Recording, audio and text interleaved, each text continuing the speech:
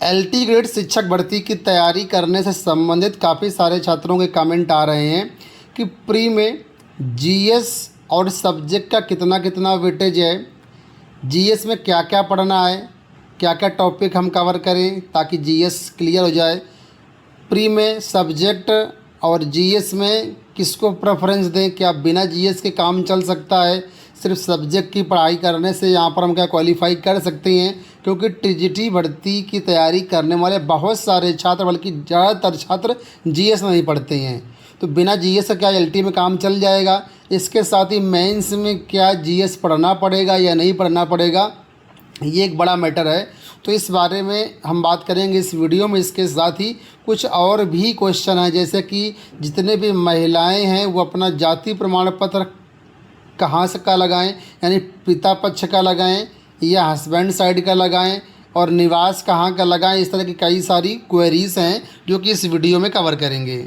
इसके साथ ही नेम में कुमारी लगाए, फॉर्म कैसे भरें, साइन ब्लू पेन से कर दिया है, क्या करें, इस तरह बहुत सारे कमेंट आ रहे हैं। तो इन सब का जवाब आपको इस वीडियो में मिलेगा। उससे पहले जो भी अभ्यर्थी शिक्षक भर्ती की तैयारी कर रहे हैं उनके लिए बेस्ट बुक की सूचना। आज इस वीडियो में हम बात करने वाले हैं एलटी ग्रेड 2025 की बेस्ट बुक के बारे में, जो कि चक्षु प्रकाशन की है।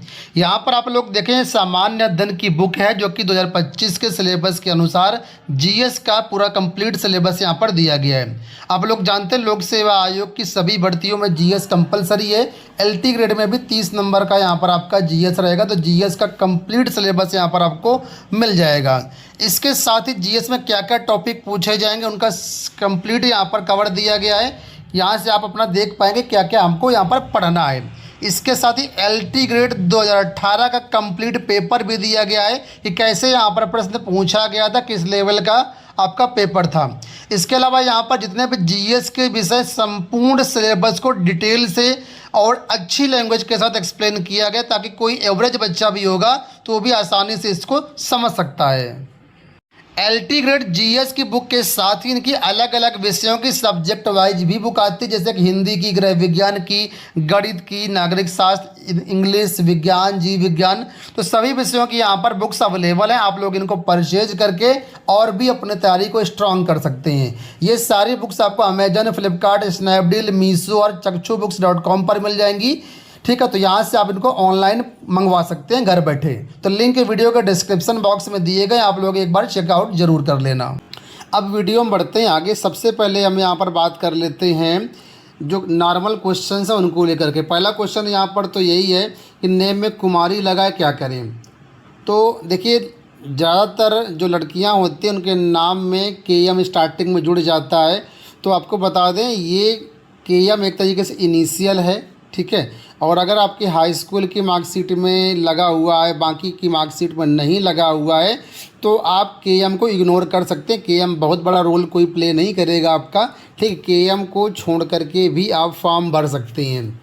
लेकिन अगर आपका हाई स्कूल से लेकर के इंटर, बीएससी, बीएड हर जगह कोई केएम लगा हुआ है, तो आप केएम का जो है इस्तेमाल कर सकते हैं, केएम आप लगा सकते हैं, उसमें कोई दिक्कत नहीं होगी, ठीक है। वैसे अगर हम लोग ऑफिशियल नोटिफिकेशन की बात करें तो ऑफिशियल नोटिफिकेशन में ये कहा गया है कि जो भी चीज़ें हैं वो आपको हाई स्कूल की मार्कशीट के अनुसार ही भरना है, ठीक है। तो हाई स्कूल की मार्कशीट में जैसा है उसी हिसाब से आप फॉर्म भर दीजिए।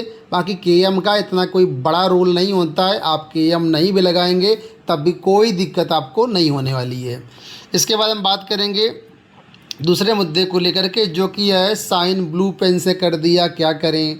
इसके साथ ही कुछ छात्रों का ये भी क्वेश्चन था कि साइन इंग्लिश से और हिंदी से दोनों करना है क्या, हमने हिंदी से कर दिया या हमने इंग्लिश से कर दिया है, तो कैसे साइन को मॉडिफाई करें, ठीक है। तो इस केस में आपको बता दूं कि आप साइन ब्लू पेन से करें या ब्लैक पेन से करें, इससे कोई दिक्कत नहीं होने वाली है। इससे ना ही आपका फॉर्म रिजेक्ट होगा ना ही कुछ होगा, ठीक है। आप जैसे साइन किया है आपका साइन बस मैच करना चाहिए। जो साइन आपने ओटीआर के समय अपलोड किया होगा वही साइन बाय डिफ़ॉल्ट आपका इस एलटी ग्रेड के फॉर्म में आ जाएगा, ठीक है। अगर आपने हिंदी का साइन किया तब भी सही है, आपका इंग्लिश का साइन है तब भी सही है, इसमें कोई बड़ी बात नहीं है। बस आपको ध्यान ये रखना होगा कि जो आपका फॉर्म में साइन होगा वही साइन आपको हर जगह फिर करना होगा। जब आप इसका एग्ज़ाम देने जाएंगे तो वही साइन आएगा, तो वही सेम साइन आपको वहाँ पर करना होगा। यानी जहाँ जहाँ पर भर्ती में साइन आपका यूज होता है सेम उसी साइन का आपको यूज करना हो, कोई दूसरा साइन आपका नहीं चलेगा। हिंदी में किया है तब भी सही है, इंग्लिश में किया है तब भी सही है। साइन को लेकर के परेशान ना हो। ब्लू पेन से किया है, ब्लैक पेन से किया है, कोई मैटर नहीं करता है। इससे कभी भी फॉर्म आपका रिजेक्ट नहीं होगा। बस साइन आपका पठनीय ही होना चाहिए, ऐसा ना हो कि कुछ भी इधर उधर कर दिया। ठीक है, तो वो देख लेना आप। बहुत सारे छात्रों का ये भी कहना है कि जो महिलाएं हैं, लड़कियां हैं, वो जाति प्रमाण पत्र कहाँ का लगवाएं। तो इसके बारे में आपको बता दूं, नोटिफिकेशन में साफ तौर पर लिखा गया है। यहाँ पर देखिए पॉइंट नंबर 8 पे कि जितने भी महिलाएं हैं उनको जो जाति प्रमाण पत्र होगा वो पिता पक्ष का लगवाना पड़ेगा। ठीक है, क्योंकि बहुत सी ऐसी महिलाएँ हैं जो कि इंटरकास्ट मैरिज कर लेती हैं, तो फिर उनके सामने समस्या होती है कि हम जो आरक्षण है किस बेस पर लें, हस्बैंड साइड के बेस पर लें या फादर साइड के बेस पर लें। तो यहाँ पर एक नियम है कि हमेशा जो जाति है वो बाय बर्थ ही काउंट होती है, बाय बर्थ ही मानी जाती, भले आपने इंटरकास्ट किया हुआ है शादी। ठीक है, तो जाति प्रमाण पत्र आपका पिता पक्ष का ही लगेगा, हस्बैंड साइड का जाति प्रमाण पत्र महिलाओं के केस में नहीं लगेगा। लड़की मैरिड है या अनमैरिड है, अनमैरिड है तो जाहिर सी बात है पिता पक्ष का ही लगेगा, लेकिन अगर कोई मैरिड है वुमेन तो उसको भी पिता पक्ष का ही जाति प्रमाण पत्र बनवाना होगा। हाँ, निवास प्रमाण पत्र आप हस्बैंड के साइड का लगा सकते हैं, उसमें कोई दिक्कत नहीं है, लेकिन जाति प्रमाण पत्र आपको पिता पक्ष का ही बना करके लगाना होगा।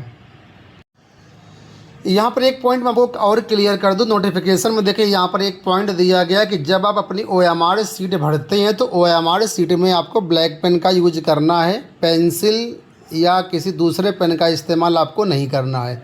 तो ये जो ब्लैक पेन की यहाँ पर शर्त रखी गई और सिर्फ OMR सीट जब पेपर देने जाएंगे तो वहाँ पर OMR सीट भरने को लेकर के है। ठीक है, साइन को लेकर के यहाँ पर कोई भी ऐसी बात नहीं की गई, तो साइन आपका ब्लू ब्लैक दोनों चल जाएगा। अब हम बात कर लेते हैं यहाँ पर परीक्षा पैटर्न को लेकर के। तो आपको बता दूं यहाँ पर देखिए आपके सामने प्रारंभिक परीक्षा यानी प्रीलिम्स का सिलेबस दिया गया, एग्ज़ाम पैटर्न दिया गया है। एग्ज़ाम पैटर्न में यहाँ पर आपका जो 150 नंबर का पेपर होना है, 150 नंबर में 30 प्रश्न आपके GS के आएंगे, 120 प्रश्न आपके सब्जेक्ट के आएंगे। तो यहाँ पर देखेंगे तो जो वेटेज है 20% वेटेज जो है वो आपको GS को दिया गया है और 80% वेटेज आपके सब्जेक्ट को दिया गया है। ठीक है, तो अगर आपकी सब्जेक्ट में बहुत अच्छी पकड़ है, ठीक है, तो यहाँ पर आप सब्जेक्ट के बेस पर भी क्वालिफाई हो सकते हैं। ठीक है, लेकिन मैं आपको सजेस्ट करूँगा कि आप GS भी पढ़िए, सब्जेक्ट भी पढ़िए, क्योंकि पेपर काफ़ी डिफ़िकल्ट आ सकता है। तो यहाँ पर अगर आप GS नहीं पढ़ते हैं तो फिर आप परेशानी में फंस सकते हैं। इस वजह से आपको GS को प्रेफरेंस देना पड़ेगा। हाँ, सब्जेक्ट को ज़्यादा आपको वेटेज देना है। सब्जेक्ट का वेटेज आप लोग देख सकते हैं, 80% सब्जेक्ट को यहाँ पर वेटेज दिया गया है, 20% ही GS है। तो सब्जेक्ट को अच्छे तरीके से पढ़िए, लेकिन जो GS है उसको भी आपको पढ़ना पड़ेगा, इसको इग्नोर नहीं कर सकते हैं। एक चीज़ आपको और बता दूँ, GS सिर्फ आपको जो है वो प्रीलिम्स में ही पढ़ना है, मेंस में आपका जो है GS नहीं आएगा। मेंस में सिर्फ और सिर्फ आपका वैकल्पिक सब्जेक्ट आएगा, जिस सब्जेक्ट से आप फॉर्म भरे हैं उसी सब्जेक्ट से रिलेटेड यहाँ पर प्रश्न पूछे जाएंगे। मेंस का मैं आपको अभी दिखाऊंगा पैटर्न, उससे पहले आपको बता दूं प्रीलिम्स में आपका क्योंकि ऑब्जेक्टिव परीक्षा है इसलिए 1/3 की नेगेटिव मार्किंग भी रहेगी, तो आप तुक्का या गेस नहीं कर सकते हैं। क्योंकि अगर आप तुक्का लगाएंगे, गेस लगाएंगे तो फिर जाहिर सी बात है आपके गलत क्वेश्चन पर नंबर कटेंगे। ये आपका मेंस का पैटर्न है। मेंस के पैटर्न सिर्फ और सिर्फ वैकल्पिक विषय के आधार पर होगा, इसमें GS आपको नहीं पढ़ना है। ठीक है, डिस्क्रिप्टिव पेपर यहाँ पर रखा गया है, तो आपको कंटेंट की, अपने सिलेबस की बहुत ही डीप नॉलेज रखनी पड़ेगी, क्योंकि इसमें आपको जो है क्वेश्चंस का आंसर 125 शब्द में और 200 शब्द सीमा के अंतर्गत लिखना होगा। ठीक है, तो आप अच्छे से पढ़िए यहाँ पर। इसके साथ ही आपको ये बता दूँ कि GS का सिलेबस क्या क्या क्या यहाँ पर आपको पढ़ना है। तो आपके सामने यहाँ पर देखिए GS का मैं सिलेबस ओपन कर ले रहा हूँ ताकि आपको चीज़ें बता पाऊँ। तो ये आपके सामने स्क्रीन पर GS का सिलेबस है, आप इसका स्क्रीनशॉट ले लीजिए। ठीक है, यहाँ पर देखिए हिस्ट्री आपको पढ़ना है, जियोग्राफी पढ़ना है, बहुत सारे पॉइंट यहाँ पर दिए गए हैं, तो इसका स्क्रीनशॉट ले लीजिए। ठीक है, इतना ये आपके सामने। इसके बाद सेकंड पेज पे चलेंगे तो यहाँ पर सेकंड पेज पर भी इतना आपके सामने ये है। ठीक है, तो ये पूरा जो सिलेबस है आपका जीएस का, इन सबको आपको पढ़ना पड़ेगा और जीएस के 30 क्वेश्चन आपके जो है प्रीलिम्स में आएंगे। बेहतर ये होगा कि इसको पढ़ने के साथ साथ कोई सामान्य धन की पिछले अगर 5-10 साल के क्वेश्चन सॉल्व कर लेते हैं तो काफ़ी आपको गेस मिल जाएगा कि कैसे कैसे क्वेश्चन लोक सेवा आयोग की परीक्षा में पूछे जाते हैं। इसके साथ ही एलटी गेट 2018 का क्वेश्चन पेपर भी जीएस वाला ज़रूर देख लेना। जल्दी चैनल पर अपलोड कर देंगे कैसे क्वेश्चन 2018 में पूछे गए थे। तो उम्मीद करूँगा वीडियो आपको पसंद आया होगा। इस वीडियो में इतना ही, धन्यवाद।